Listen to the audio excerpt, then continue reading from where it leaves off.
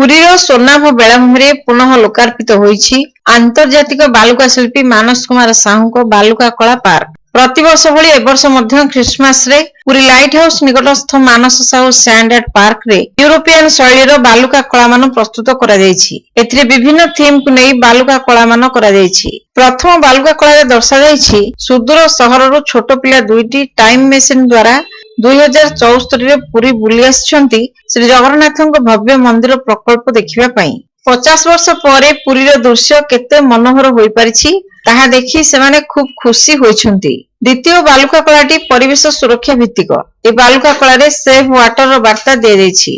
निर्माण करा जायछि सुंदरी जलराणीଙ୍କ प्रतिमूर्ति। जल को नष्ट न करी भविष्यत को सुदृढ़ करबा पई ए बालुका कला माध्यम रे वार्ता दे दैछि। शुक्रवार दिन पुरी पौरपालिकार कार्यनिर्वाही अधिकारी सरोज कुमार स्वाई ए सैंड एंड पार्क उद्घाटन करथिले। उद्घाटन उत्सव रे समाजसेवी जयंती महापात्र, केदारनाथ महापात्र और सौम्यरंजन पात्र जोग दैथिले। पुरी सहर रो जो विकास काम चलछि पर्यटक संख्या बढ़ी बढ़ी चलछि।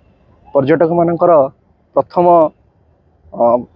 जोटा होची तांकर पसंद होची पुरी। एटा मध्ये आपण माने जानिथिबे तेनकरी अधिक संख्यार पर्यटक आछुचंती तो से माने प्रथमे महाप्रभु को दर्शन कला परे द्वितीय तांकर पसंद होची पुरी बालुका जो अछि हमर समुद्र बेलाभूमि रो ए जो गोल्डन बीच अछि यार ओटा स्वतंत्र रहिछि कारण आपण देखिबे विभिन्न जो बेलाभूमि रहिछि से बेलाभूमि रे ए बालुका शिल्पर सेमति किछि विकास हेनी जेमति कि पुरी रे विकास हेछि।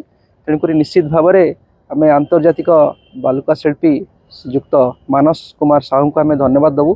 से गोटे खूब सुंदर थीम नहीं कि ये गोटे पार्क टे करिसेंती जो थी कि से पिला मानक पई मध्ये रखछंती विज्ञान रो किछि जिंस रखछंती ट्रेडिशनल रखिछंती किछि लोकन को परामर्श मध्ये देइछंती तांको बालुका शिल्प माध्यम रे जे जल को केमती संचय करा जिवो।